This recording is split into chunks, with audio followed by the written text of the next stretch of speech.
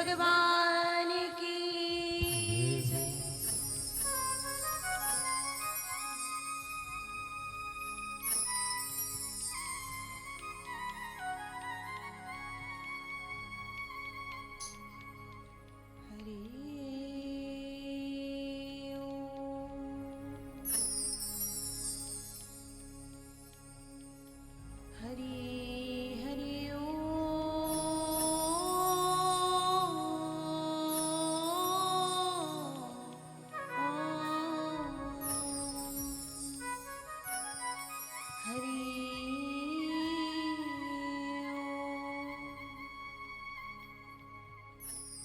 स्वस्ति श्री गणेशाय नमः। श्री गुरुचरण कमलेभ्यो नमः। श्री सरस्वती नमः।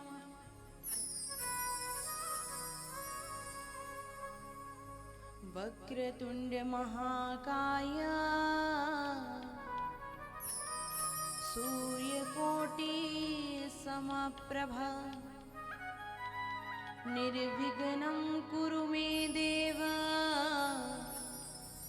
सर्वकार्येषु सर्वदा। गंगातरंगरमणीय जटाकलापं गौरी निरंतर विभूषितवामभागं नारायण प्रियमनंगमदापहारं वाराणसीपुरपतिं भज विश्वनाथम्। अज्ञानतिमिरान्धस्य ज्ञानाञ्जनशलाकया चक्षुरुन्मिलितं येन तस्मै श्रीगुरवे नमः। जिनकी सेवा भाव सो मुग्ध भये श्री राम।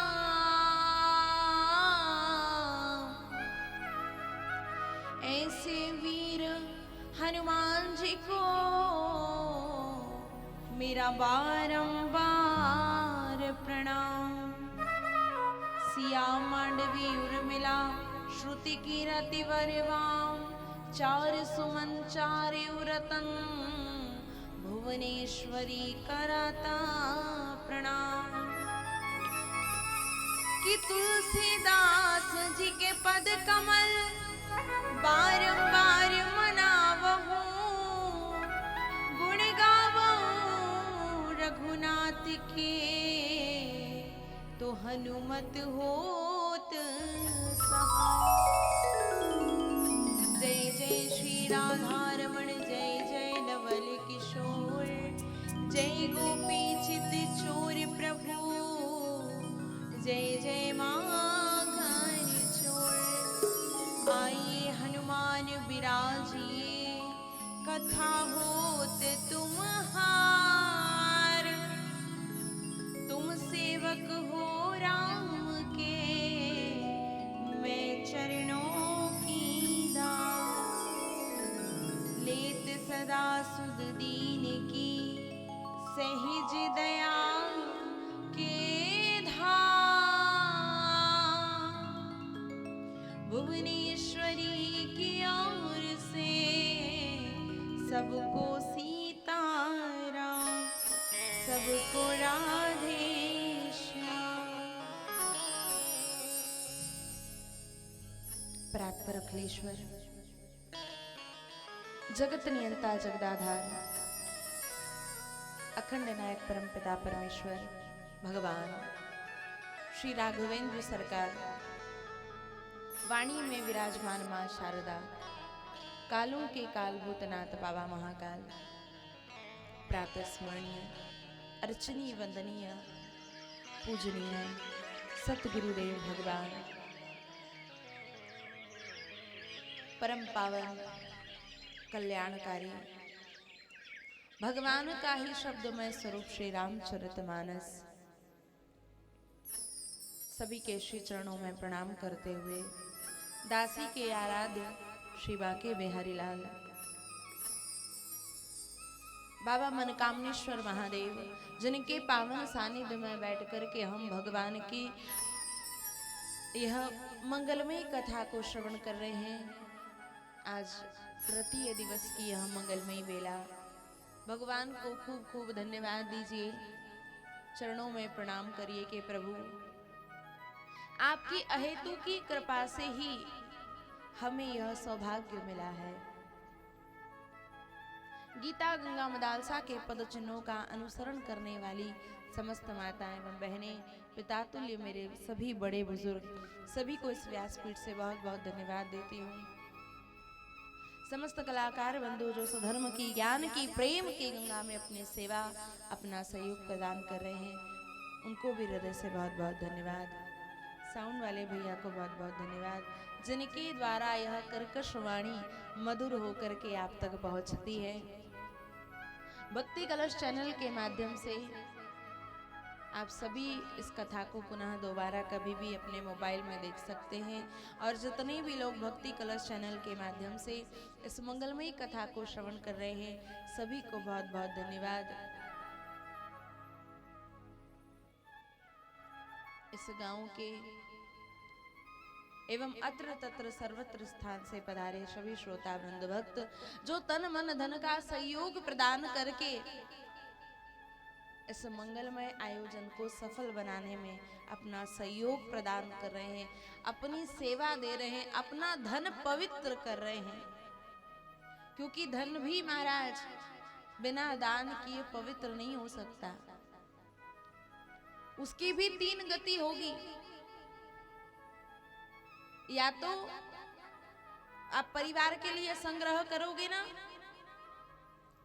तो जब यहां से शरीर छोड़ करके चली जाओगे तो परिवार के लोग आपस में मार काट करने लगेंगे उस धन के लिए।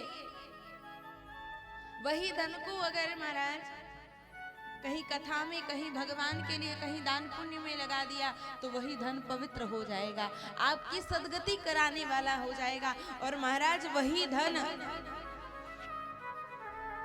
अगर पड़ा रह गया,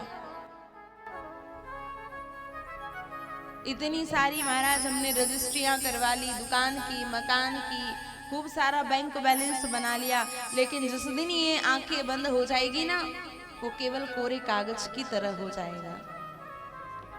खूब कमाइए लेकिन दान पुण्य भी करिए, धर्म भी करिए, तभी धन पवित्र होगा। तो मैं सभी को हृदय से बहुत बहुत धन्यवाद देती हूँ, और जिनसे भी मैं यहाँ परिचित नहीं हूँ, लेकिन सिया राम मैं सब जग जानी, करहूं प्रणाम जोरी जुग पानी। इस कार्यक्रम के कर्णधार, सूत्रधार हमारे श्री भानु भैया, और उनके साथ में जितने भी सभी लोग लगे रहते हैं, तन मन धन से रात दिन जाग करके कई महीनों से इस कार्यक्रम को सफल बनाने के लिए अथक प्रयास करते हैं, उन सभी को हृदय से बहुत बहुत धन्यवाद देती हूँ। श्रोता एवं वक्ता के बीच में सेतु का पुल बांधने वाले, मैं नाम नहीं लूंगी, लेकिन आदरणीय श्री आचार्य जी जो बहुत सुंदर मंच का संचालन करते हैं, उनको भी इस व्यासपीठ से बहुत बहुत धन्यवाद। आइए समय की सीमा में रहते हुए इस मन और वाणी को भगवान के श्री चरणों में जोड़ने के लिए भगवान नाम कीर्तन, तत्पश्चात जैसी श्री हनुमंत लाल जी की कृपा होगी, आज की मंगलमयी कथा में आप और हम प्रवेश करेंगे। पहले प्रेम से एक बार जयकारा लगाइए, बोलिए श्यावर रामचंद्र भगवान की, बोलिए हनुमान जी महाराज की जय हो। जयकारे की आवाज नहीं आ रही, ये लोग नहीं बोलेंगे, आप बोलेंगे। जब तक जयकारे की आवाज नहीं आएगी तब तक जयकारा ही लगवाऊंगी, कथा नहीं सुनाऊंगी। प्रेम से बोलिए सदगुरुदेव भगवान की, हनुमान जी महाराज की, रामचरित मानस की, मनकामनेश्वर महादेव की, संत भगवान की, श्री बांके बिहारी लाल की। लगता है भोजन वोजन करके नहीं आए, मुझे तो नहीं आवाज आ रही भैया, जोर से जयकारा लगाइए, बोलिए बांके बिहारी लाल की। थोड़ा लगना तो चाहिए कि कोई बैठा है, पंडाल भरा है महाराज। तो सभी लोग तालियों की सेवा करते हुए गाएंगे, और भगवान के सामने महाराज चोरी मत करना, क्योंकि आप मेरे सामने लिपसिंग कर लेंगे, ठीक है। कई लोग गाते नहीं है, केवल होठ चलाते हैं, लेकिन वो सब देख रहे हैं, ठीक है, इसलिए नो लिपसिंग। गाइएगा तालियों की सेवा करते हैं।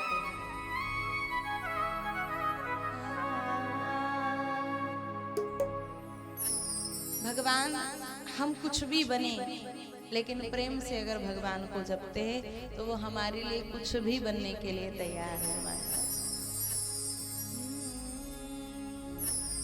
हो तुम मीरा बनो तो, मैं आप ही के लिए बहुत सरल सरल भजनों को गाती हूँ ताकि आपको समझ में आए और आप लोग भी गाओ, तभी तो मेरा गाना सार्थक है। नहीं तो आप जिस तरह बैठे हो, अगर मैं भी बोलने लग जाऊंगी महाराज तो कल से कोई नहीं सुनेगा। सुनेगा क्या?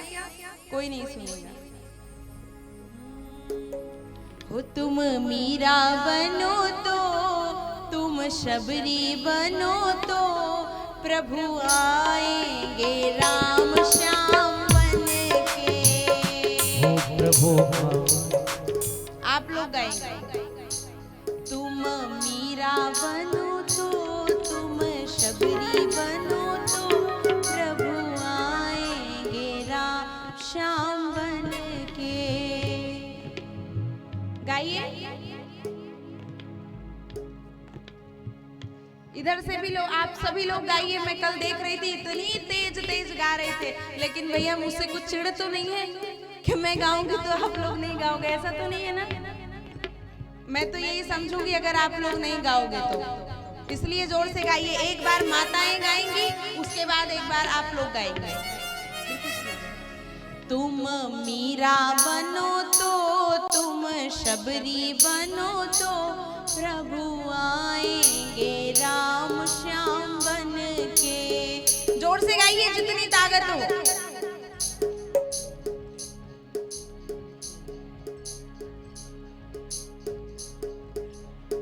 एक साथ गाइए। देखा होगा आपने, अगर घर में लड़ाई हो, परिवार में, मोहल्ले में, तो सबसे पहले माताओं की आवाज निकलती है, बाहर निकल, अभी बताती हूँ तुझे कैसे मेरे लड़के को तूने ऊंची आवाज में बात की, क्या बोला, बाहर निकल।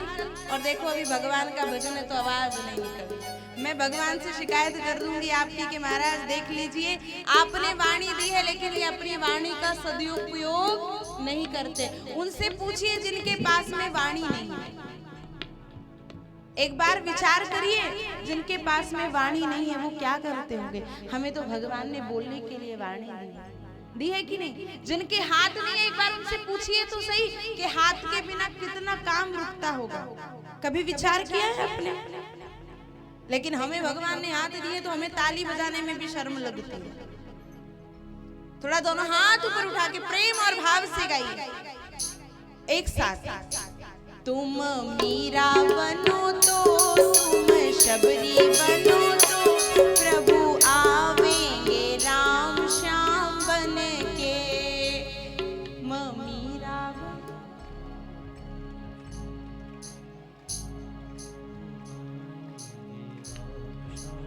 अभी भी कई माताओं को मैं देख रही हूँ ऐसे ही बैठी हुई। तुम मीरा बनो तो, अब इधर से जितने भी बाबूजी लोग बैठे हुए सब वो लोग गाएंगे। अब देखती हूँ मैं कौन जीतता है। आप लोग नहीं गाओगे, आप तो हार गए। मैं अभी से बोल रही, जरूर बाबूजी लोग ही जीतेंगे। तो अब आप लोगों की बारी है। तुम मीरा बनो तो, तुम शबरी बनो तो, प्रभु आवेंगे राम श्याम बन के। ताली बजाते हुए। आपकी तो इनसे भी आवाज कम है। अरे भगवान मेरी नाक कटा दी, राम राम। थोड़ा जोर से गाइए। कितने सारे लोग बैठे हुए हैं। तुम मीरा बनो तो, तुम शबरी बनो तो, प्रभु आवेंगे। कोई बात नहीं, आपका पॉइंट 0। माताएं जीत गई, ताली बजाइए। तुम मीरा बनो तो, तुम शबरी बनो तो, प्रभु आवेंगे राम श्याम बन के। तुम मीरा बनो तो, तुम शबरी बनो तो, प्रभु आएंगे राम श्याम बन के।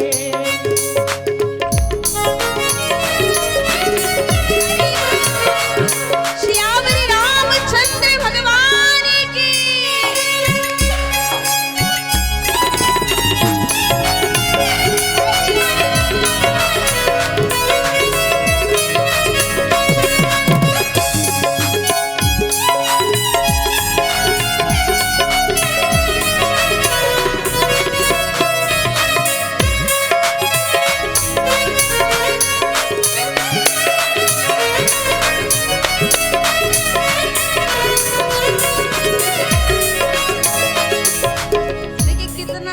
भाव है वो प्रीत भक्ति की प्रभु जिसे मांगना, वो प्रीत भक्ति की प्रभु जिसे मांगना, वो प्रीत भक्ति की जिसे प्रभु मांगना, वो प्रेम डोरी से प्रभु जी को बांधना, वो प्रेम डोरी से प्रभु जी को बांधना।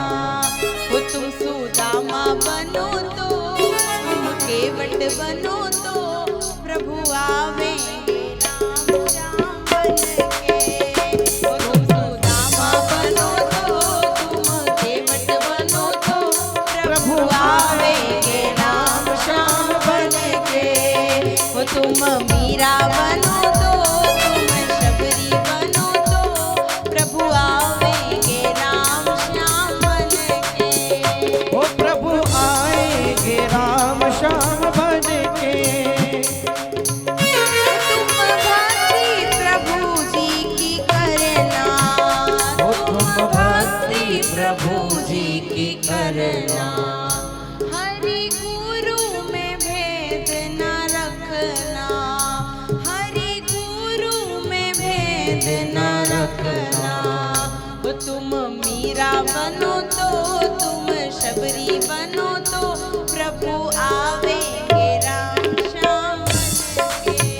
वो तुम मीरा बनो तो, तुम शबरी बनो तो, प्रभु आएंगे राम श्याम बन के।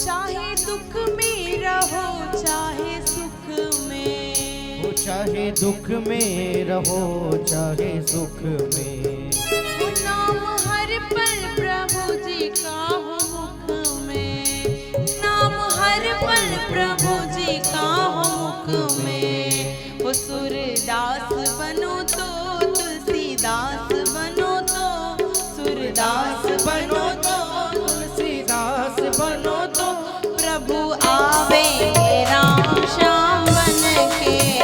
वो प्रभु आएंगे राम श्याम बन के। वो तुम मीरा बनो तो, तुम शबरी बनो तो, प्रभु आवेंगे राम राम श्याम बन के। भाव सेवा सदा मन में रखना, भाव सेवा सदा मन में रखना। वो राह प्रभु जी बताए वो ही चलना, राह प्रभु जी बताए वही चलना। तुम अर्जुन बनो तो हनुमान बनो तो प्रभु आवेंगे राम श्याम बन के। वो तुम अर्जुन बनो तो हनुमान बनो तो प्रभु आएंगे राम श्याम बन के। हो राजा राम राम राम राजा राम राम राम राजा राम राम राम राजा राम राम। हो राजा राम। भजन गाने में दिक्कत होगी लेकिन राम राम बोलने में तो नहीं होगी ना। तो सबसे पहले आप उधर बोलिए, जोर से आवाज आनी चाहिए जितनी ताकत हो। राजा राम राम राम राजा राम राम राम राजा राम राम राम राजा राम राम राम। और जोर से।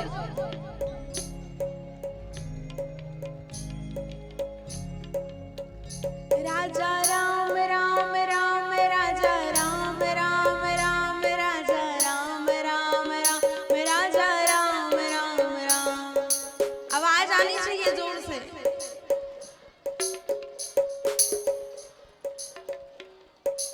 बहुत सुंदर, ऐसे ही किया करो कीर्तन। और आज से 4 दिन और ताली बजाना है और गाना है, फिर कोई नहीं आएगा ना बोलने, लेकिन फिर अपने घर में भगवान के सामने बैठकर 2-5 मिनट कीर्तन करना।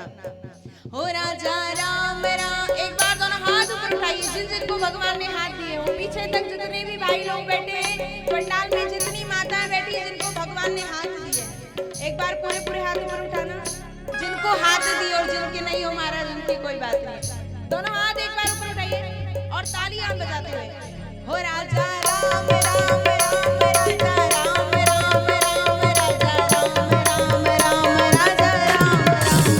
हो राजा राम राम राम राजा राम राम राम राजा राम राम राम राजा राम राम राम। हो राजा राम राम राम राजा राम राम राम राजा राम राम राम राजा राम राम राम। राजा राम राम राम राजा राम राम राम राजा राम राम राम राजा राम राम राम। ओ सीता राम राम राम सीता राम राम राम सीता राम राम राम सीता राम राम राम। हो सीता राम राम राम सीता राम राम राम सीता राम राम सीता राम राम।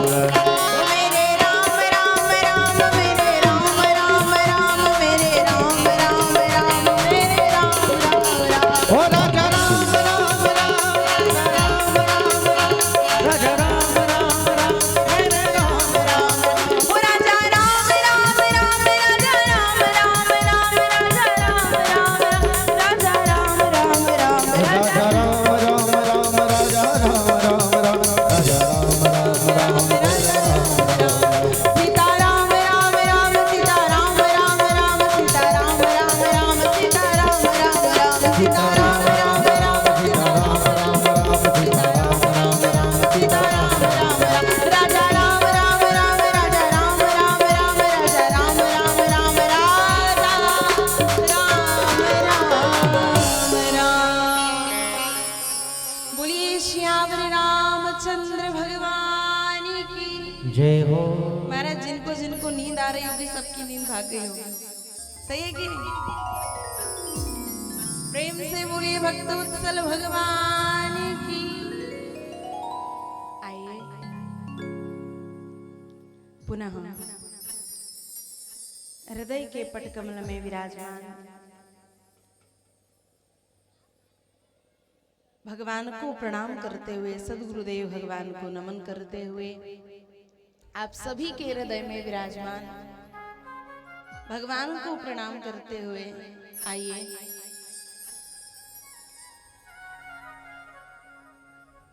आज के मंगलमय प्रसंग में आप और हम प्रवेश करेंगे।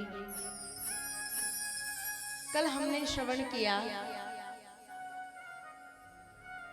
कि सती जी कथा श्रवण करने गई थी, लेकिन जब संत का अपमान कर दिया महाराज, कथा को भाव से नहीं सुना तो भगवान भी मिल गए, लेकिन महाराज भगवान को पहचान नहीं पाए।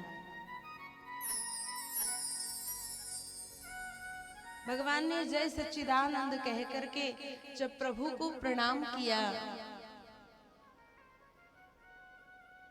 तो सती जी के मन में यहां से संशय हो गया।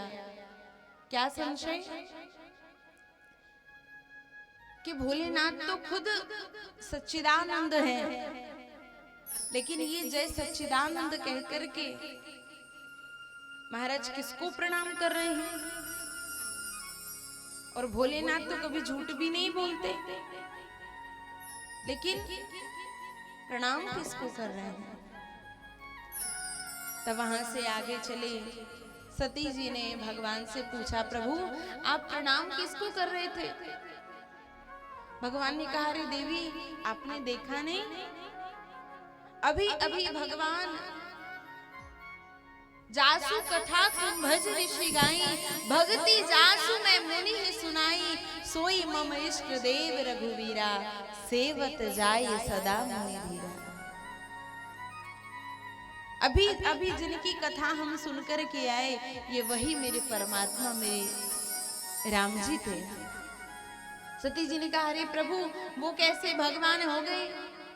हमने तो देखा कि दो राजकुमार थे और अपनी पत्नी के विरह में रो रहे थे महाराज, लता पताओं से पूछ रहे थे, पता कि किसी ने हमारी जानकी को देखा है कि है खाग मृग है मधुकर श्रेणी, हे खाग मृग है मधुकर श्रेणी, तुम देखे सीता मृग नयनी, तुम देखी सीता मृग नयनी, हे खाग मृग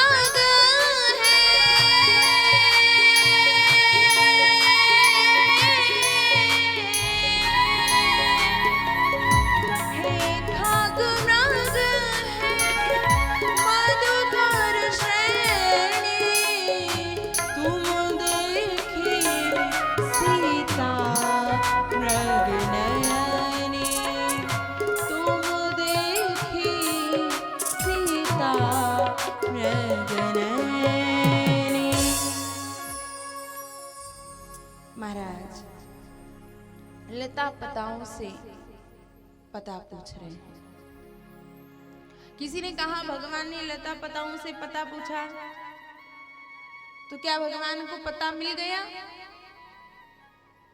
भगवान ने मन में एक विचार किया है कि जानकी जी का जन्म कहां से हुआ है?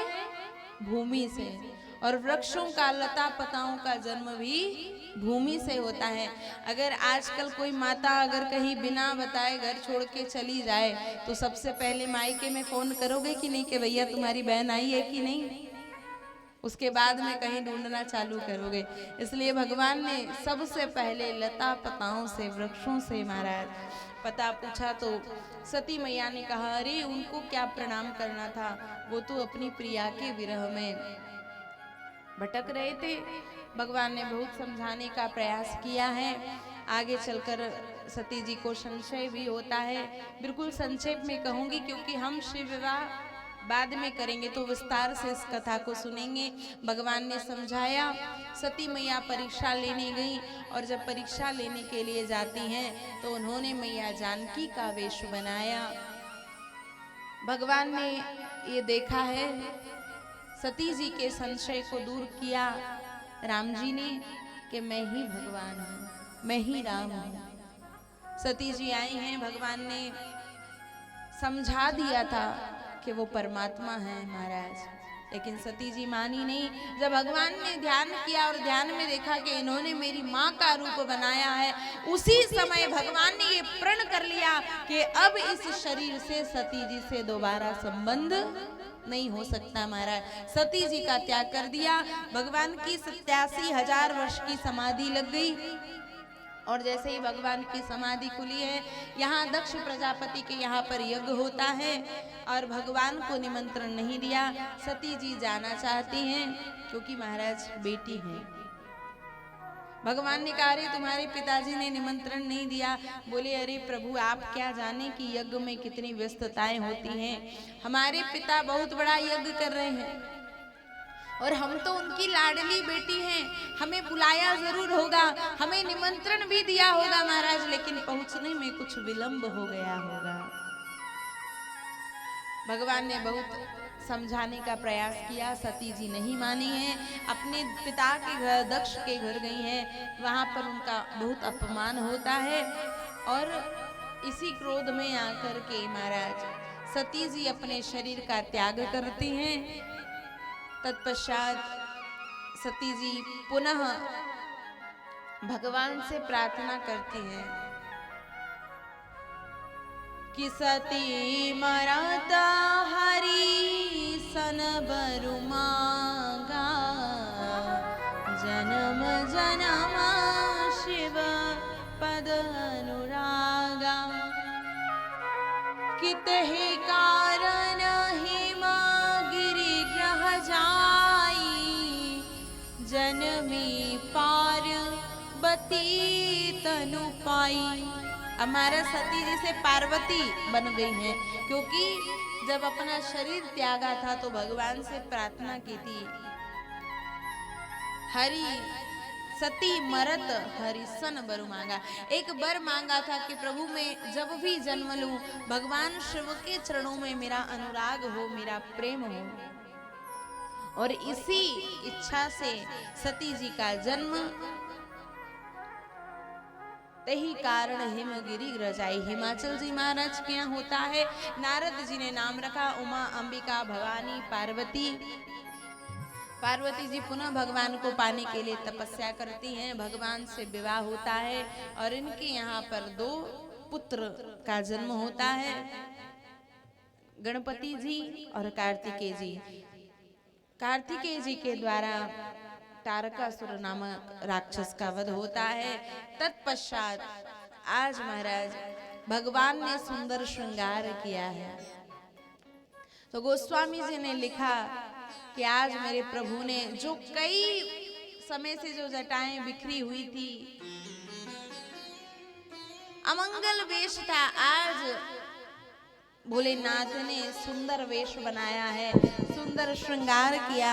माँ पार्वती जी ने जब इस लीला को देखा है, भगवान को देखा, मन में प्रसन्न हो गई और जाकर के भगवान से कहती हैं, प्रभु आज आप बहुत प्रसन्न लगते हैं। भगवान ने कहा, कहो कुछ कहना चाहती हो? बोले, हाँ प्रभु, पहले मेरे मन में संशय था, लेकिन आज भगवान को जानने की, आज परमात्मा को जानने की जिज्ञासा है कि वो भगवान कौन है, वो राम कौन है। और जैसे ही इस राम कथा को श्रवण करना चाहती हैं, भगवान प्रसन्न हो गए और जैसे ही राम कथा के उस प्रसंग को सुना महाराज, तो भगवान का ध्यान लग गया कि मगन ध्यान रस दंड जुग पुनि मन बाहिर कीन, रघुपति चरित महेश तब हर्षित बरने ली। महाराज भगवान की तो रामचरित को सुनते सुनते ही, कहने से पहले ही ध्यान लग गया, लेकिन फिर कुछ अपने मन को संभालते हुए अपने मन को बाहर किया कि अगर ध्यान लग गया तो महाराज भगवान की कथा रह जाएगी। पुनि मन बाहिर किन, रघुपति चरित महेश तब, फिर भगवान के चरित्रों का गान किया है। और राम जी की झांकी का मन ही मन दर्शन करने लगे। पार्वती जी को कहते हैं, पार्वती, जिसका मन मैला हो गया है उसे भगवान की कथाएं, उसे भगवान का चरित्र कभी समझ में नहीं आ सकता। मेरी उस परमात्मा की लीला कभी समझ में नहीं आ सकती। पार्वती जी ने कहा, प्रभु मैं ये जानना चाहती हूँ कि वो भगवान कौन है, वो परमात्मा कौन है। आप कहते हैं कि वो अजन्मा है, अगर वो अजन्मा भगवान है तो उनका जन्म क्यों हुआ, और अगर उनका जन्म हुआ है महाराज तो कोई ना कोई कारण होगा। आप कहते हैं वो अनामी है, अगर वो अनामी है तो उनका नाम कैसे हुआ, और अगर उनका नाम हुआ है तो वो अनामी कैसे हुए। वो कौन है, वो परमात्मा की कथाओं को श्रवण कराइए। तब मेरे भगवान ने कहा कि देवी, उन परमात्मा की लीलाओं को समझने के लिए इस हृदय में प्रेम होना चाहिए, भक्ति होनी चाहिए, मन निर्मल होना चाहिए, तब जाकर के उस परमात्मा की लीला समझ में आती है। क्योंकि उनके जैसा महाराज संसार में कोई हो नहीं सकता। और भगवान माँ पार्वती को श्रवण कराने लगे।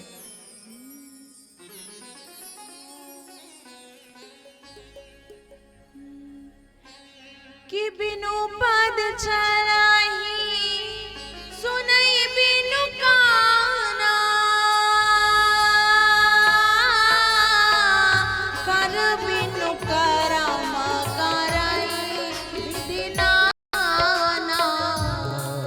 सिया राम जय जय राम, राम सिया राम जय जय राम।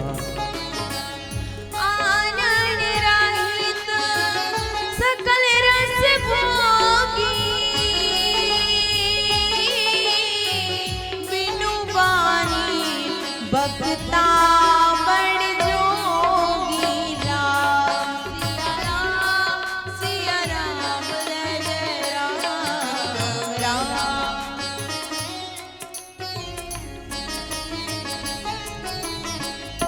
महाराज वो परमात्मा कैसे है कि बिनु पग चलही सुनहि बिनु काना।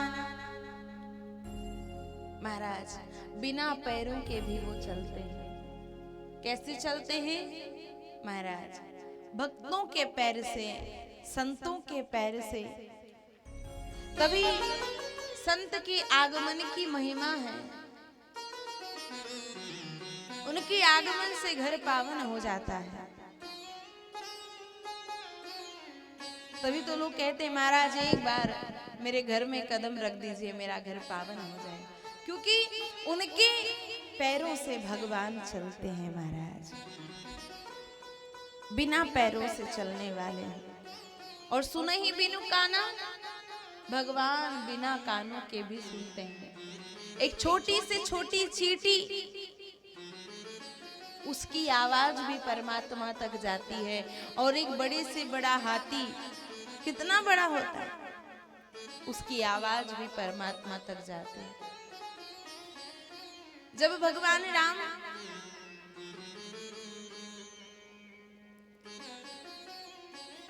जब सुग्रीव जी ने सारी बात बताई और भगवान बाली से युद्ध करने के लिए गए, बाली को मारने के लिए गए, तब बाली भगवान से कहता है, प्रभु आपने मुझे बैरी समझ लिया, सुग्रीव को मित्र समझ लिया, और आप बिना कारण से मुझे मारने के लिए आए हैं। मेरा तो आपसे कोई बैर नहीं है ना, आप तो धर्म की रक्षा के लिए आए हैं, लेकिन फिर भी बिना कारण से आप मुझे मारने के लिए आए हैं। प्रभु ये अधर्म कैसा? तो भगवान ने उससे एक बात कही कि मूढ़ तो ही अतिशय अभिमाना, और नारी सिखावन करसी न काना। तुझे बड़ा अभिमान था, तेरी पत्नी ने तुझे समझाया कि वो भगवान है, उनसे युद्ध मत करना, लेकिन फिर भी तू युद्ध करने के लिए चला आया। उस समय बाली को भी मन में ये सोचना पड़ा कि अरे ये तो मेरी पत्नी और मेरे बीच की बात थी, वो मुझे समझा रही थी, वो मुझे सिखा रही थी, लेकिन भगवान को ये बात कैसे पता लग गई? क्योंकि बिनु पद चलही सुनही बिनु कान। महाराज बिना कानों के भी वो परमात्मा सुन लेता। इसलिए जीवन में कोई कष्ट आ जाए महाराज, जीवन में कोई तकलीफ हो, संसार को मत बताना, दुनिया को मत बताना। क्यों? क्योंकि महाराज दुनिया वाले हंसी उड़ाएंगे। अगर कभी रोना आ जाए, कोई कष्ट होना, तो भगवान के सामने जाकर के रो देना। लेकिन संसार वालों के सामने अगर आपने कभी भी रो दिया, अपने कष्टों को सुनाया, महाराज तो आपकी हंसी उड़ना निश्चित है। भगवान से जाकर कह दो, क्योंकि वो बिना कानों से भी सुनते हैं। और बिन आनन रहित सकल रस भोगी। बिना हाथों के भी वो सारा कार्य करते हैं। बिनु पद चले सुनई बिनु काना, कर बिनु करम करई विधि नाना। महाराज बिना हाथों के भी सब कार्य को करने में परमात्मा संभव है। ये कार्य आपका और मेरा नहीं है महाराज। ये जो इतना बड़ा कार्य हो रहा है, आपको भगवान की कथा श्रवण करने को मिली है, मुझे परमात्मा की कथा कहने का सौभाग्य मिला है, ये सब ठाकुर जी की कृपा ही तो है। भगवान ने इतना सुंदर तन दिया है, इतना सुंदर मन दिया है और धन भी दिया है, तो व्यर्थ में तो हम बहुत लगाते हैं। अगर संतान के लिए जोड़ना है ना महाराज, तो धन मत जोड़िए, पैसा मत जोड़िए। क्यों? क्योंकि पूत कपूत तो का धन संचय, और पूत सपूत तो का धन संचय। महाराज आपने खूब सारा धन जोड़ लिया, और अगर आपकी संतान कुपुत्र निकल जाए महाराज, फिर आपका जीवन भी बर्बाद, उसका भी बर्बाद, और वो धन भी बर्बाद। और अगर आपने आपके पुत्र को, आपकी संतान को संस्कारवान बना दिया महाराज, उसके पास धर्म की कमाई है, उसके पास अच्छे आचरण है, उसके पास में अच्छे संस्कार हैं, फिर आपको धन जोड़ने की आवश्यकता नहीं है, क्योंकि वो खुद भी कमा लेगा और आपको भी कमाकर खिला देगा। लेकिन अगर महाराज आपने उसे अच्छे संस्कार नहीं दिए, आपने उसे धर्म की शिक्षाएं नहीं दी, उसके जीवन में कथा नहीं है, सत्संग नहीं है महाराज, तो चिंता मत करना, पहले से बोरिया बिस्तर बांध के रख लेना। क्योंकि जब उसकी शादी हो जाएगी ना, तो या तो एक कमरे में आपका ठिकाना होगा, नहीं तो वृद्धाश्रम में महाराज। क्योंकि खूब अच्छे से आपने अच्छे अच्छे स्कूलों में पढ़ाया है, खूब शिक्षाएं दी हैं, लेकिन संस्कार बोलो नहीं दी। एक बार की बात है कि किसी गांव की लड़की का विवाह शहर में हो गया, और महाराज लड़की सीधी सादी थी, ससुराल में पहुंच गई। जब आई अपने घर, तो आसपास की सहेलियों ने सबने पूछा, बहन तेरी सास कैसी है? बोले अरे मेरी सास तो बहुत अच्छी है। बोले अच्छा? बोले हाँ। बोले अभी गई थी तो कुछ काम नहीं करने देती, बहुत प्यार से रखती थी कि तू मेरी बेटी है, बेटी जैसा तुझे रखूंगी। और वास्तव में ये सत्यता है कि हर व्यक्ति ऐसा ही बोलता है शादी के पहले, बोलता है कि नहीं? अरे हमारी तो बेटी जैसी रहेगी, हमारी तो बेटी नहीं है, अरे हमारी तो 3 लड़कियां हैं, ये चौथी लड़की है। लेकिन ये तो शादी के बाद यही पता लगता है कि महाराज सच्चाई क्या है। तो उसने ऐसा बोला कि अरे महाराज मेरी सास तो बहुत अच्छी है। उसने, उसकी जो कुछ सहेलियां थी उनका विवाह हो गया होगा, उन्होंने कहा चिंता मत कर, अभी पहली बार गई है ना, इसलिए सांस अच्छी लग रही है, जब दूसरी तीसरी बार जाएगी ना तो तेरा सांस लेना भी हराम हो जाएगा महाराज। बोले अच्छा ऐसी बात है? बोले हाँ सही बोल रही हूँ। बोले तुम्हारे साथ भी ऐसा ही होता है बहन? बोले हाँ। तो फिर क्या करूं? बोले अब की बार जाएगी तो सास से कह देना कि सासू माँ तुम जल्दी से मर जाओ। तो उस बहू ने कहा नहीं नहीं, मैं ऐसा नहीं बोल सकती, अभी तो मैं पहली बार आई हूँ और जब जाऊंगी तो सास क्या कहेगी मेरी। बोले नहीं, अगर ऐसा बोलेगी तो ही तो सही से रह पाएगी, नहीं तो तेरा रहना भी महाराज मुश्किल हो जाएगा। तो अगली बार गई, सास से कहती है सासू माँ, बोले तुम मर जाओ।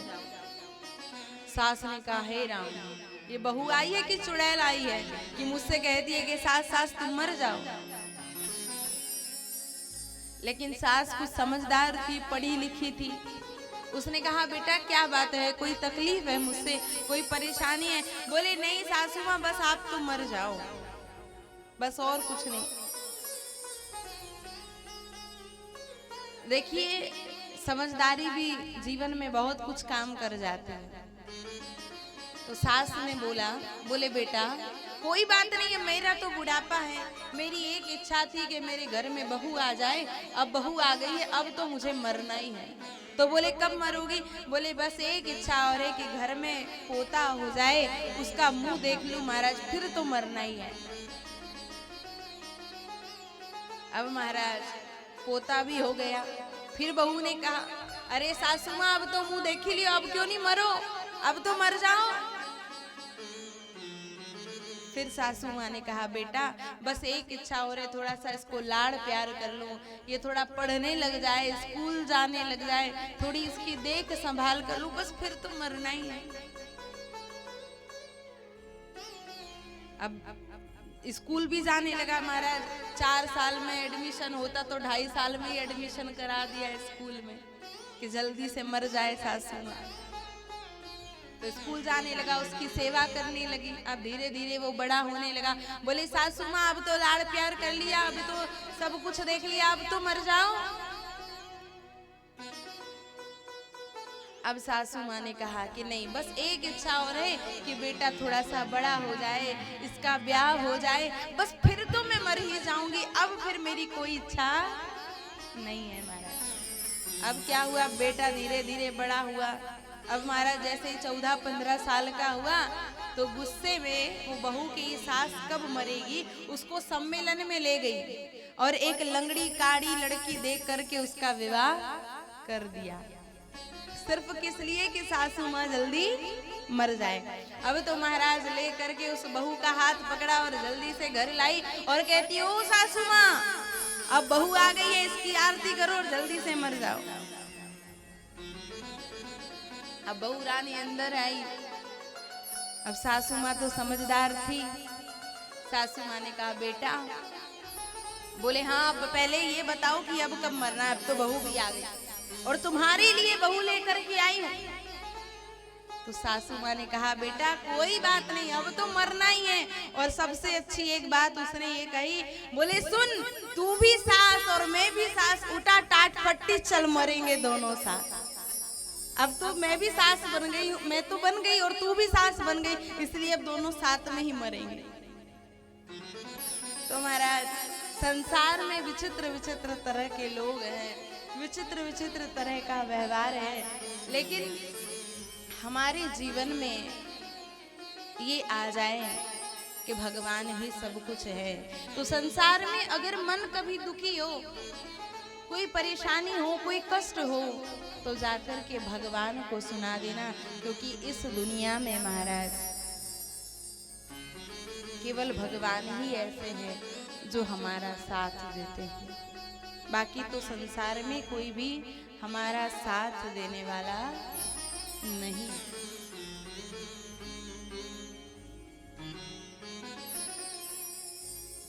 सब झूठे नाते रिश्ते हैं, सब स्वार्थ के, स्वार्थ लागे करई सब प्रीति।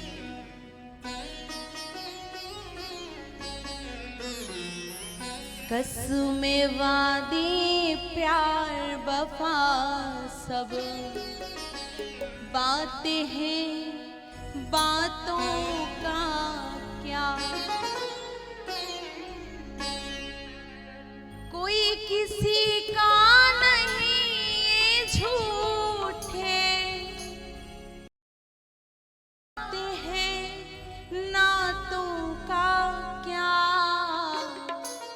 कसम वादे प्यार वफा सब बातें हैं बातों का क्या। कसम वादे प्यार वफा सब बातें हैं बातों का क्या।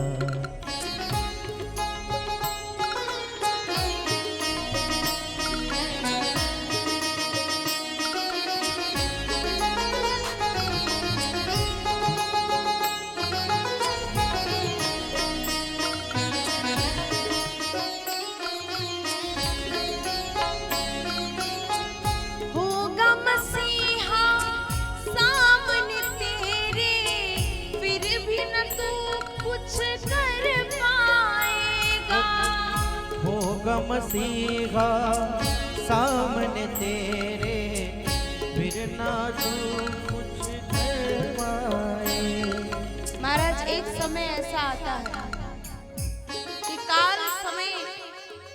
काल पीछे खड़ा है, मरने का समय आ गया। महाराज हम अपनी संतान को, अपने बेटे को कितना चाहते हैं, लेकिन महाराज हमारे जाने के बाद इसी चीज की लड़ाई होती है कि अब वो हिस्सा कौन रखेगा।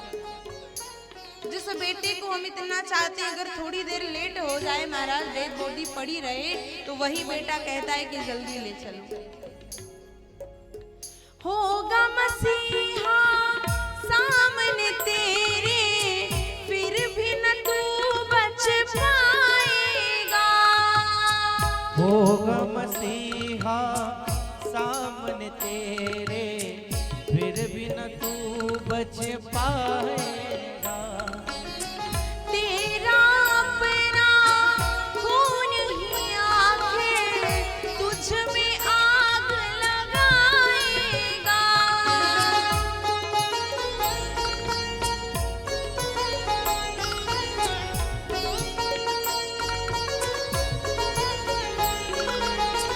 आसमान में उड़ने वाले मिट्टी में मिल जाएगा। कसम वादे प्यार वफा बातें हैं बातों का क्या। कसम वादे प्यार वफा सब बात है बातों का क्या।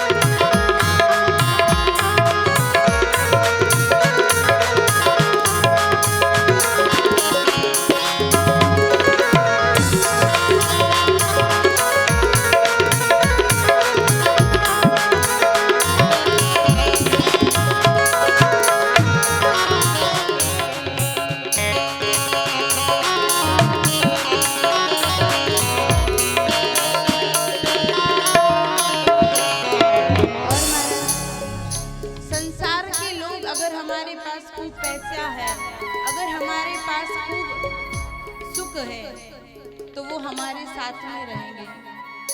लेकिन अगर जीवन में कोई कष्ट आता है, कोई दुख आता है, तो वो पहले हमारा साथ छोड़ देते हैं। महाराज ऐसा नहीं हो कि हमसे पैसा मांगने लगे, हमसे रुपया मांगने लगे। ये संसार का नियम है। सुख में तेरे साथ रहेंगे, दुख में सब मुख मोड़ेंगे। सुख में तेरे साथ रहेंगे, दुख में मुंह को मोड़ेंगे। दुनिया वाले तेरे होकर तेरा ही दिल तोड़ेंगे। दुनिया वाले तेरे होकर तेरा दिल ही तोड़ेंगे। देते हैं भगवान को धोखा, देते हैं भगवान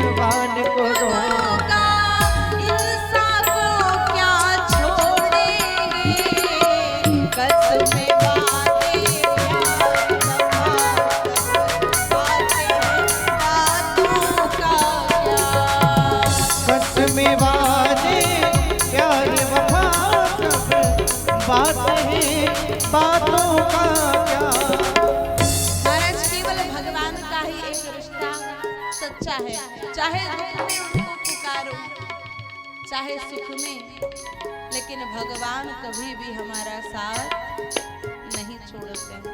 और संसार के लोगों का तो महाराज कोई पता नहीं कब साथ छोड़ जाए, इसलिए भगवान से प्रेम करना, इसलिए भगवान को अपना मानना। संसार में सबसे व्यवहार रखो, सबसे व्यवहार निकाल रखो, व्यवहार निभाओ, लेकिन मन में एक परमात्मा को रखना कि इनके सिवा संसार में हमारा कोई नहीं है।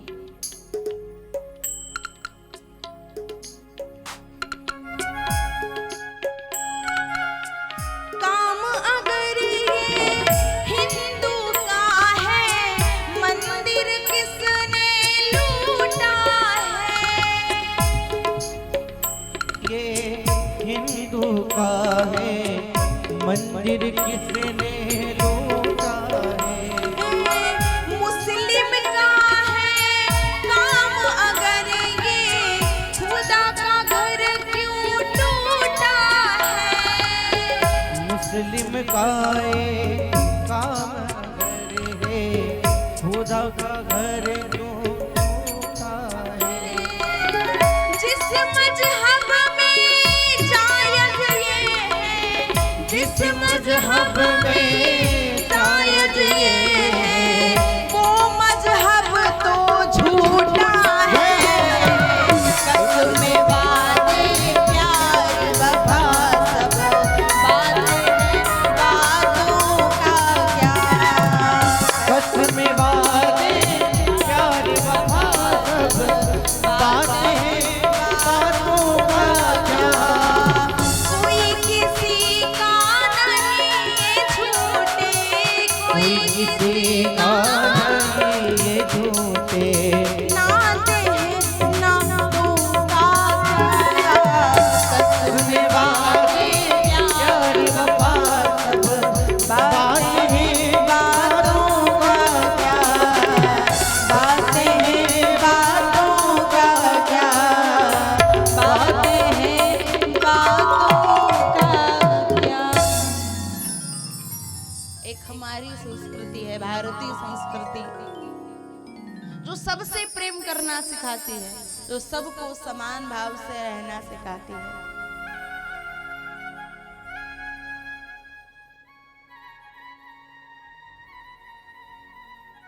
इसलिए हमारी भारतीय संस्कृति को सबसे श्रेष्ठ कहा गया है। चाहे कोई भी धर्म का व्यक्ति हो, चाहे वो हिंदू हो, चाहे वो मुस्लिम हो, चाहे वो सिख हो, चाहे वो ईसाई हो, लेकिन विचार करिएगा, ये सब वर्ण अलग अलग है, लेकिन धर्म तो महाराज केवल एक ही है, वो है सनातन धर्म। भगवान के यहाँ से जन्म लेकर के आए तो सब एक थे, लेकिन यहाँ आकर के सब बट गए। चाहे हिंदू हो, चाहे मुस्लिम हो, सबकी रगों में महाराज वही खून बह रहा है। बह रहा है कि नहीं? किसी में हरा निकलता हो, किसी में लाल निकलता हो, तो बताओ।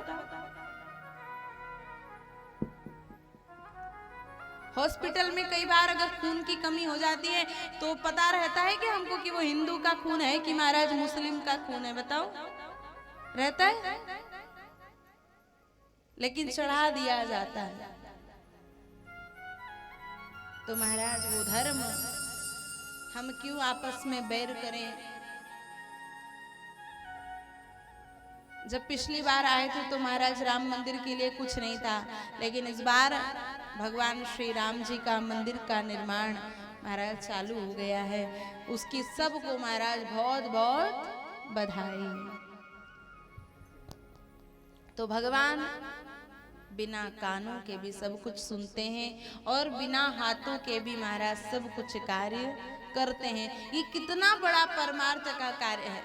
अगर भानु भैया को अपना कल्याण करना होता तो अपने घर में बैठ के कथा करवा लेते, छोटी सी कथा बिठा लेते, लेकिन कितना बड़ा कार्य उन्होंने इसको किया। आप ऐसा नहीं है, आप सब भी उसमें सहयोग कर रहे हो, तब ये कार्य पूर्ण होगा। लेकिन बता रही हूँ कि अगर स्वयं का कल्याण करने के लिए किया होता तो अपने घर में कर लेते, लेकिन ये परमार्थ का कार्य है जो आप सबके कल्याण के लिए हो रहा है। इतना सुंदर आयोजन।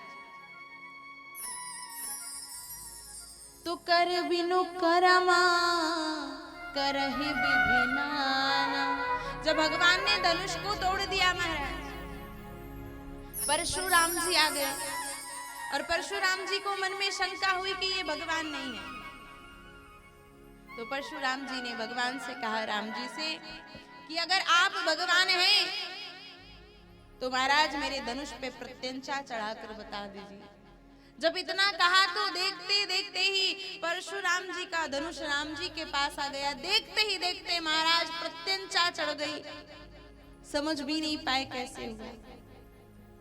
तब समझ गए कि ये साक्षात भगवान हैं। तो कर बिनु करमा करहि विधि नाना, और आनन रहित सकल रस भोगे। महाराज बिना जीव के भी समस्त रसों का रसास्वादन कर लेते हैं परमात्मा। कब? संतों के मुख से, ब्राह्मणों के मुख से। इसलिए ब्राह्मणों को भोजन कराने की महिमा है महाराज। और बिनु बानी बक्ता बड़े जोगी। और महाराज बिना वाणी के भी भगवान सब कुछ बोलते हैं। वक्ता के हृदय में बैठकर, भक्त के हृदय में बैठकर, संत के हृदय में बैठकर। इसलिए अगर आप किसी सच्चे भाव से किसी सच्चे संत के पास जाते हैं, किसी भक्त के पास जाते हैं, ब्राह्मण के पास जाते हैं महाराज, तो आपकी इच्छाएं पूर्ण हो जाती। क्यों? क्योंकि उसने इतना भजन किया है, उसने इतना अपने शरीर को तपाया है, तपस्या की है, साधना की है, जिसके बल पर आपके कार्य पूर्ण होने लगते हैं। कोई संत थे और वो कहीं से जा रहे थे, तो उन्हें एक राजकुमार मिला। और जब राजकुमार मिला, उसने संत भगवान को प्रणाम किया। तो संत भगवान ने कहा, राजपुत्रम शतम जीवम। हे राजा के पुत्र, तुम 100 वर्ष तक जियो, तुम्हारी आयु लंबी हो। एक ब्राह्मण का बालक मिला, उसने प्रणाम किया। तो उन संत ने कहा, हे ब्राह्मण पुत्र, तुम जल्दी मर जाओ। एक चेला था, वो ये सब सुन रहा था।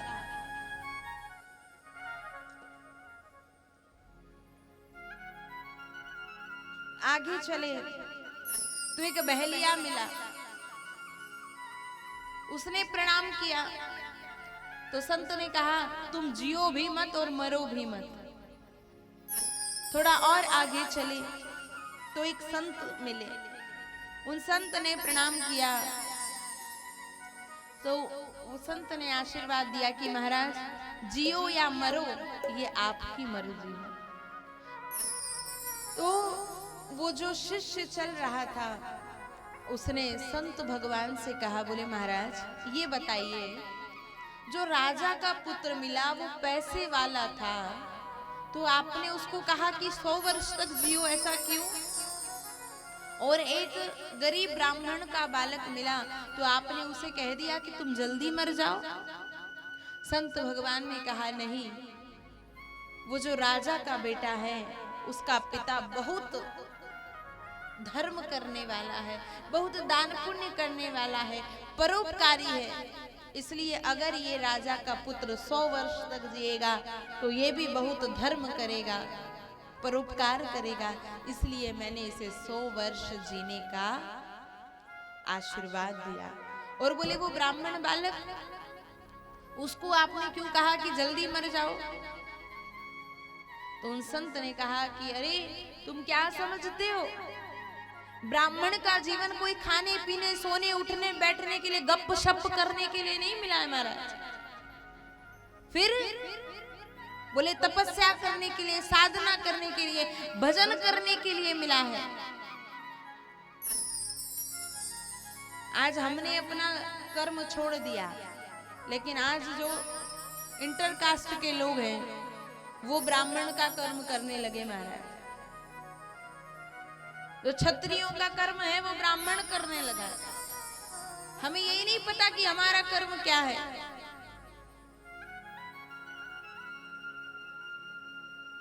तो महाराज ने कहा, मैंने उसको इसीलिए कहा कि तुम जल्दी मर जाओ क्योंकि इसका पिता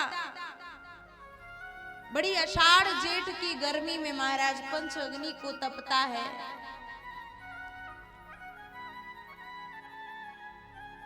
ग्रीष्म ऋतु में भारी तपस्या करता है, साधना करता है, उसी तरह इसका बालक भी अपने आप को तपाएगा, साधना करेगा और मुक्ति तो इसकी दासी है। इसलिए मैंने कहा कि तुम जल्दी मर जाओ। और बोले वो जो बहेलिया मिला उसको मैंने कहा कि तुम जियो भी मत, मरो भी मत, क्योंकि इसने महाराज इतना अपराध किया है, क्योंकि अगर ये जिएगा तो न जाने कितने जीवों की हत्या करेगा, और अगर मर गया तो न जाने कितने जन्मों तक नरक में सड़ता रहेगा।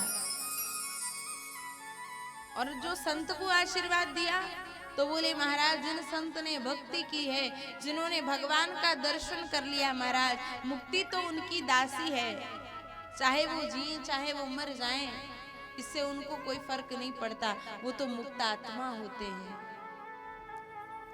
तो महाराज ये जो जन्म मिला है भगवान का भजन करने के लिए मिला है, इस जीवन को हम सफल बनाएं। तो कर बिनु कर्मा करहि विधि नाना, आनन रहित सकल रस भोगी, बिनु बानी बकता बड़ जोगी। तो बिना वाणी के भी भगवान बोलते हैं। बोले पार्वती, ऐसा भगवान का चरित्र है, उनके चरित्र में कभी भी संशय नहीं करना चाहिए। और परमात्मा का चरित्र भगवान को शिक्षा देने के लिए होता है। संसार के मनुष्य जो कर्म कर रहे हैं, जैसे राम जी मनुज लीला करने के लिए इस धराधाम पर आए, क्यों? ताकि समाज को शिक्षा मिले, एक पुत्र कैसा होना चाहिए, एक पिता एक माता कैसी होनी चाहिए, भाई भाई का क्या कर्तव्य होना चाहिए, एक भाई कैसा होना चाहिए, एक पत्नी एक बहू एक सास कैसी होनी चाहिए। इसीलिए तो रामचरितमानस जिसके जीवन में आ गया महाराज, उसको जीना आ गया, वो जीते जी अपने जीवन का कल्याण कर लेता है। तो भगवान श्रवण कराने लगे और कहते हैं कि भगवान का जन्म किसी राक्षस को मारने के लिए नहीं हुआ, क्योंकि जिनकी भ्रकुटी टेढ़ी करने मात्र से महाराज पूरे संसार का विलय हो जाता है। भ्रकुटी विलास सृष्टि लय होई, इसके भ्रकुटी टेढ़ी करने मात्र से महाराज संसार में प्रलय हो जाता है। क्या उन परमात्मा को राक्षस को मारने के लिए जन्म लेना था? नहीं महाराज।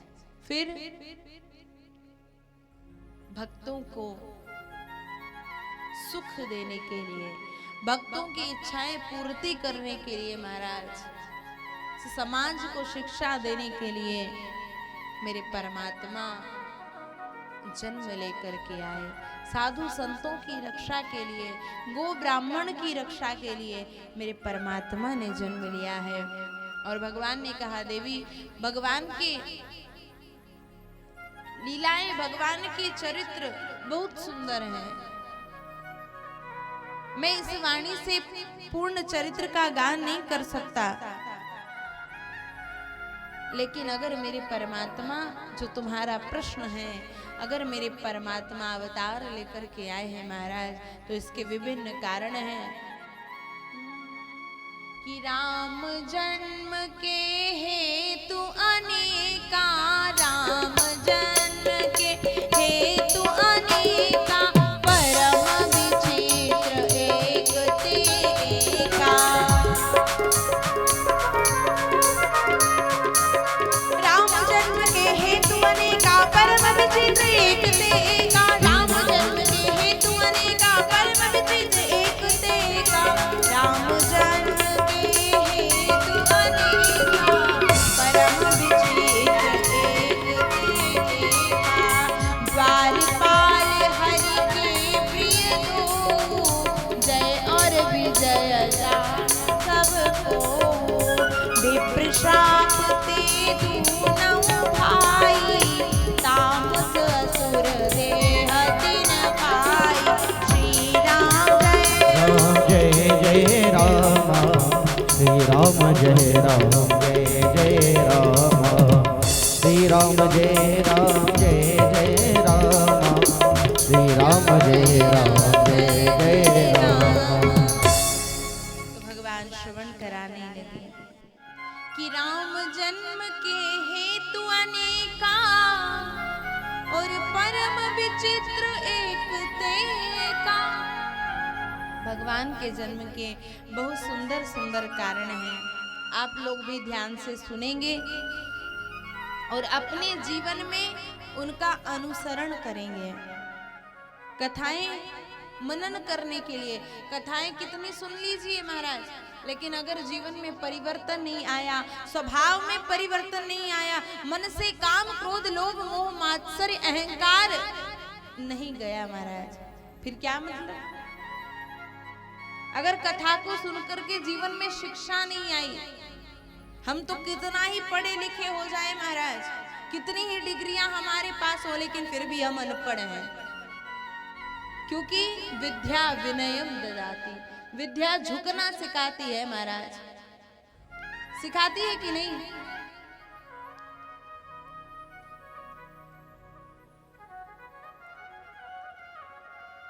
तो महाराज जीवन में विनम्रता आ जाए।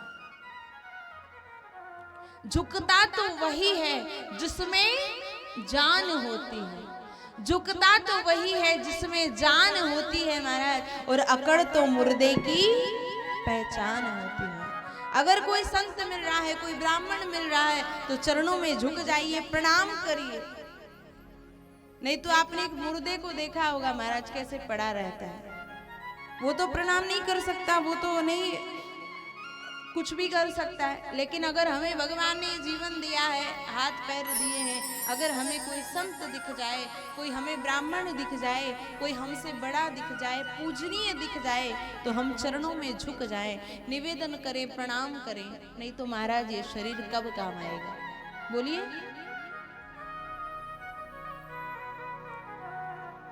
तो भगवान ने बताया कि द्वारपाल हरि के प्रिय दो, जय और विजया जान सबको।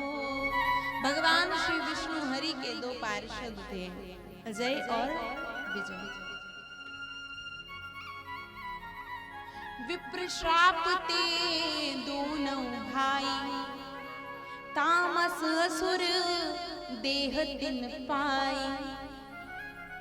मैंने प्रथम दिन निवेदन किया था, बताया था महाराज, भगवान विष्णु के पार्षद हैं, लेकिन फिर भी ब्राह्मण का अपमान किया है, संतों का अपमान किया है महाराज, तो राक्षस बनने का श्राप मिल गया।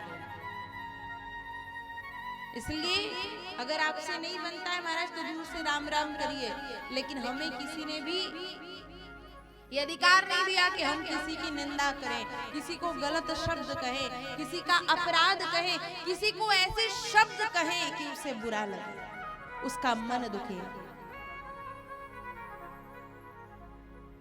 तो महाराज श्राप से दोनों भाई असुर हो गए।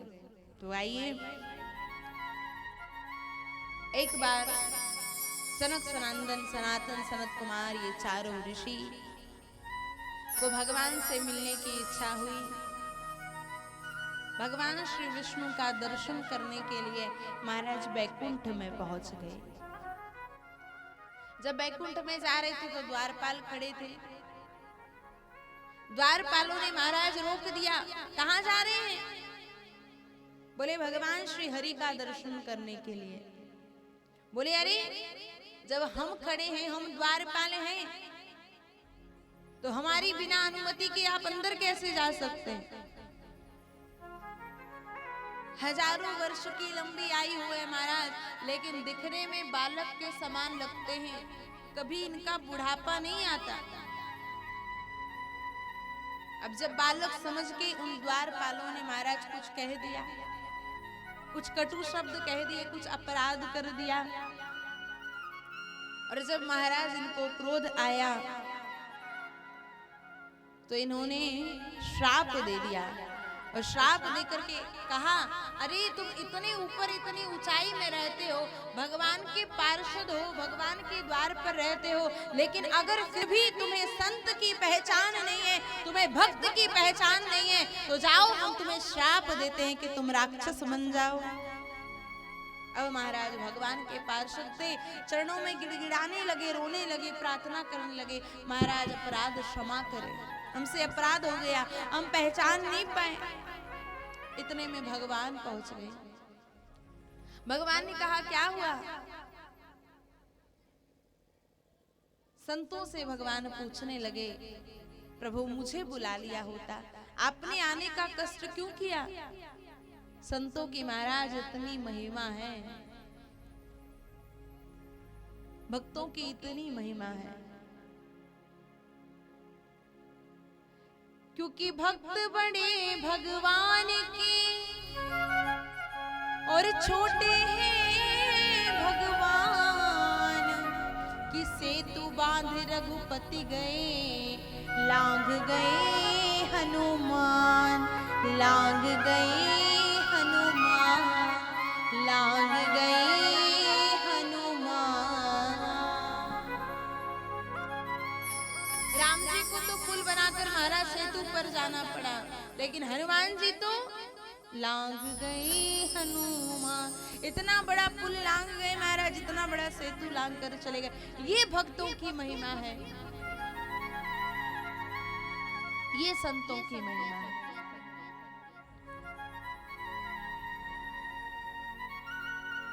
तो श्राप दे दिया, भगवान आए, भगवान ने उनको डांटा, जय और विजय को, और कहा, महाराज अगर तुमने मेरा अपराध किया होता तो मैं क्षमा कर देता, लेकिन तुमने तो संतों का अपराध किया है, इसलिए अब मैं तुम्हें क्षमा नहीं कर सकता। बोले क्या हुआ? बोले महाराज इन्होंने हमें श्राप दे दिया है। बोले क्या श्राप दिया? कि तुम राक्षस बन जाओ।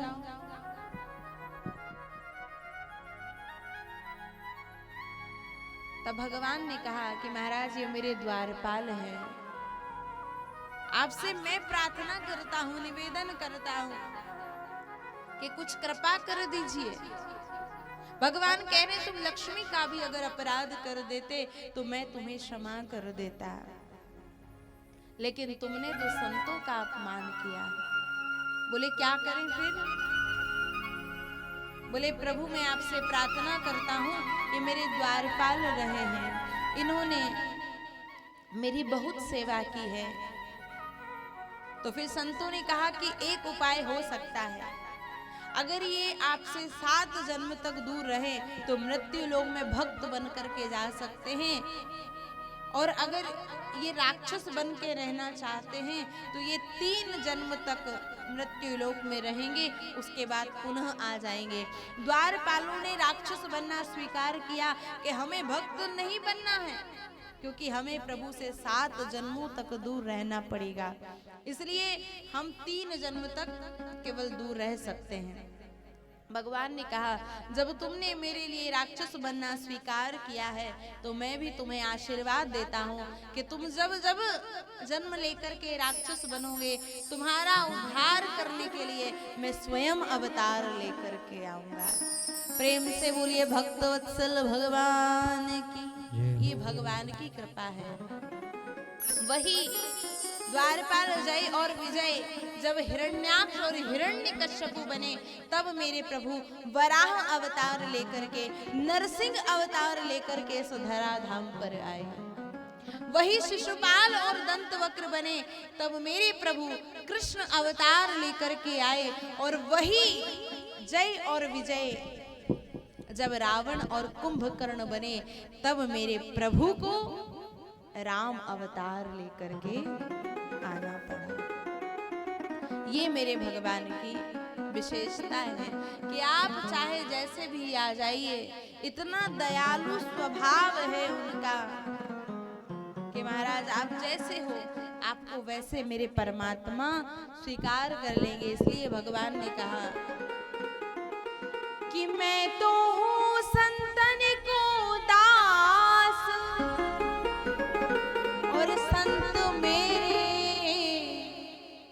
मुकुट मणि।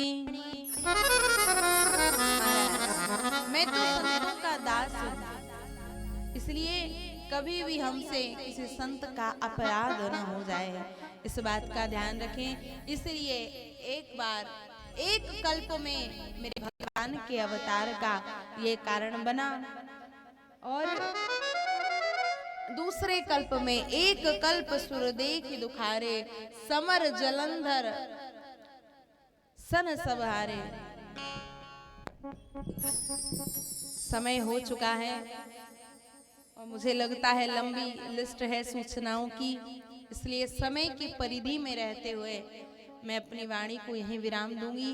कल के प्रसंग में हम भगवान का मंगलमय जन्मोत्सव मनाएंगे और सभी लोग कल ये सोच करके आएंगे, इतनी प्रसन्नता से आएंगे जैसे हमारे घर में किसी बालक का जन्म हो तो कितनी प्रसन्नता होती है। उसी तरह कल हमारे इस खुटहा ग्राम में, इस मनकामनेश्वर धाम के प्रांगण में श्री रामलला सरकार का जन्म होगा। बोली रामलला सरकार की, प्रेम से बोलिए श्याम रामचंद्र भगवान की।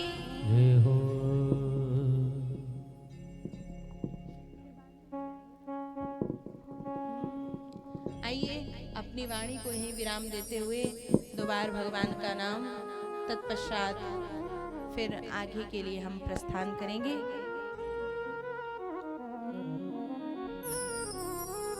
न जाने कौन से गुण पर दयालु रीझ जाते हैं, न जाने कौन से गुण पर दयानिधि रीझ जाते हैं, यही सब भक्त कहते हैं, यही सदग्रंथ गाते हैं, यही सब भक्त कहते हैं, यही सदग्रंथ गाते हैं। न जाने कौन से गुण पर दयालु रीझ जाते हैं, न जाने कौन से गुण पर दयानिधि रीझ जाते हैं। सभी लोग तालियों की सेवा करते हुए प्रेम से गाएंगे।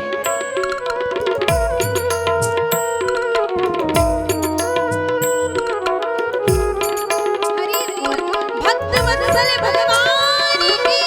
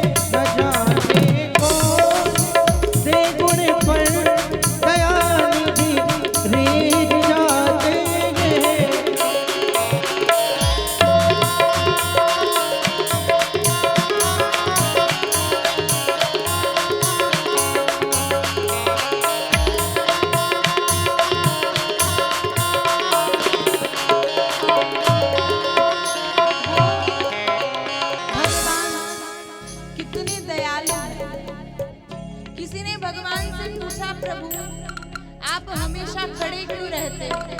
भगवान ने कहा जब द्रौपदी ने बुलाया था तो मुझे जाने में देर हो गई थी, इसलिए मैं सोचता हूँ कि कहीं मुझे जाने में देर ना हो जाए, न जाने कब मेरे भक्त पर कष्ट आ जाए और मुझे जाने में देर लग जाए, इसलिए मैं सदैव खड़ा रहता हूँ।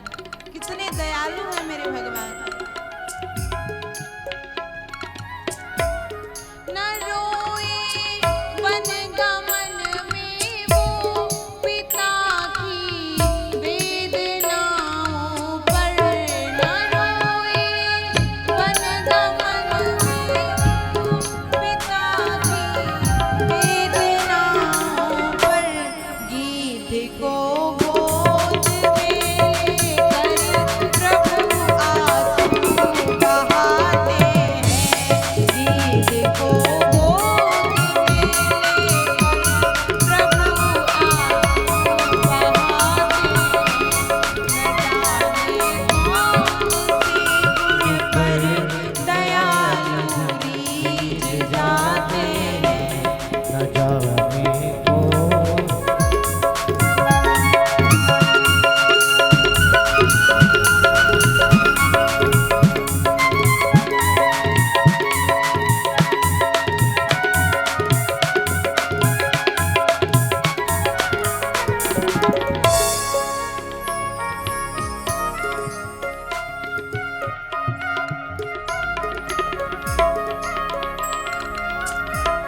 कठिनता से चरण धोकर मिले जो बिंदु विधि हरि को, कठिनता से चरण धोकर मिले जो बिंदु विधि हरि को, वो चरणों तक स्वयं के वट के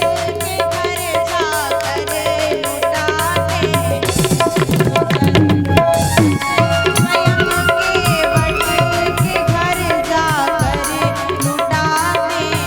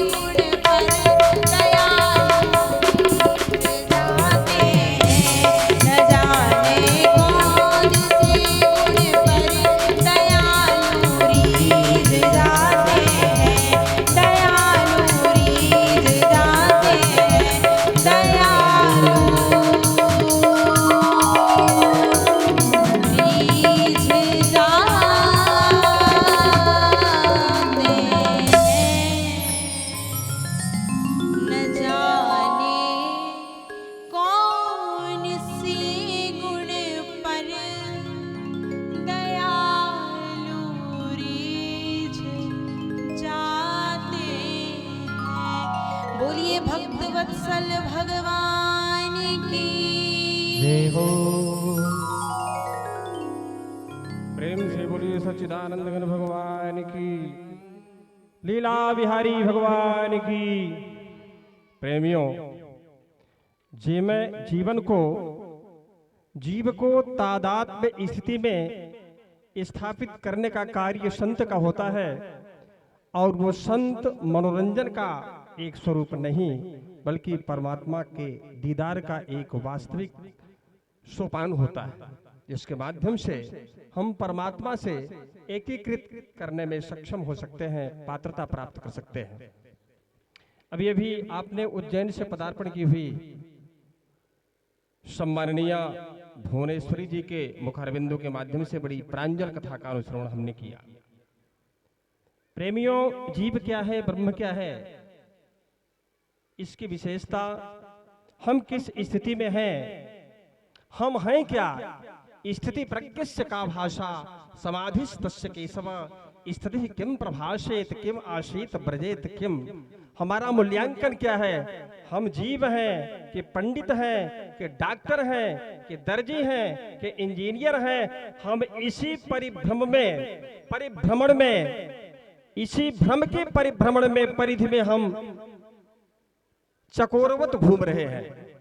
हमने अपने आप को पहचाना नहीं और अंत में एक दिन राम नाम सत्य हो जाएगा, अंततः भी अपने आप को पहचान नहीं पाएंगे। जिस प्रकार से शीशा को देखने के बाद अपने आप नश्वर कलेवर का श्रृंगार करते हैं, उसी प्रकार से शास्त्र का अवलोकन करते हुए जब तक अपने चरित्र का श्रृंगार आप नहीं करेंगे, तब तक नश्वर शरीर का श्रृंगार करने से आपको कोई आवश्यकता नहीं है, कोई लाभ नहीं मिलेगा। शास्त्र और शीशे ये दोनों की एक राशि है। यदि शीशे से शरीर का श्रृंगार होगा तो शास्त्र से चरित्र का श्रृंगार होगा। जब तक शास्त्र के माध्यम से चरित्र का श्रृंगार आप नहीं करेंगे, तब तक असमानस मानस सच्चाई की पात्रता आप में नहीं आ सकती है। आप सुने, मस्त होकर के मुंडन को हिला दे, प्रसन्न हो जाए, ये अलग की बात है, लेकिन पल्ले पड़ने वाला कुछ नहीं है। इसलिए मैं निवेदन करूंगा, आप दत्तचित्त होकर के अपने जीवन में, मानस सबके घर में होगा, आप एक दोहा ही पढ़िए और घर में यदि 5 सदस्य हैं तो 5 की ड्यूटी लगाइए कि बहू रानी आज आपको 5 दोहे रामायण कहना है, सबको सुनना है, केवल ज्यादा से ज्यादा आधा घंटा समय। लेकिन मैं केवल कह रहा हूं, आप लोग करेंगे नहीं। बोलिए सच्चिदानंद घन भगवान की। यदि अपने आप को संस्कारित करना है तो श्रृंगार नहीं, संस्कार के पास जाना होगा, कामना नहीं, साधना के पास जाना होगा। आइए हम 1 मिनट में नामावली अभिव्यक्त करने के बाद कुछ विशिष्ट महानुभावों को इस व्यासपीठ पर, लोक व्यासपीठ का पर आहूत करेंगे। आरती का गान होगा और आरती के द्वारा प्रसाद प्राप्त करके ही आप सब लोग जाने का प्रयास करेंगे। श्री रामललित चौरसिया जी भटपुरवा आपके द्वारा 51 रुपए और श्री पंडित अश्वनी प्रसाद मिश्र बरबसा राजा के द्वारा 201 रुपए, श्री दयाशंकर मौर्य बरबसा राजा के द्वारा 101 रुपए, श्री श्रीनाथ केसरवानी के द्वारा 101 रुपए, श्री मुन्नीलाल कोरी खुटहा के द्वारा 51 रुपए और श्री पंडित शिवशंकर शुक्ल पूर्वा नदौली के द्वारा 501 रुपए और श्री छोटे लाल पांडे बिलरा पटहरा के द्वारा 101 रुपए और श्री हरि कृष्ण शर्मा लालपुर के द्वारा 111 रुपए और श्री पंडित राम गोविंद तिवारी खीरी। भाई स्वयं लिखना, स्वयं बांचना, थोड़ा सा आराम से। ढेढ़ी लिखे हैं क्या? बेरी? हाँ, बेरी के द्वारा 251 रुपए और श्री पंडित गंगा प्रसाद शुक्ल मड़फा के द्वारा 251 रुपए और श्री चामुंडा प्रसाद कोरी शुक्लपुर के द्वारा 51 रुपए, आचार्य श्री पंडित ब्रह्मदत्त मिश्र पंडितपुर के द्वारा 101 रुपए और श्री पंडित श्यामलाल मिश्र बरबसा राजा के द्वारा 100 गहरवार के द्वारा 101 रुपए और श्री पंडित मंगला प्रसाद दुबे बारीपुर के द्वारा 101 रुपए और श्री राजेश अग्रहरी राइस मिल के आप स्वामी हैं, अधिकारी हैं।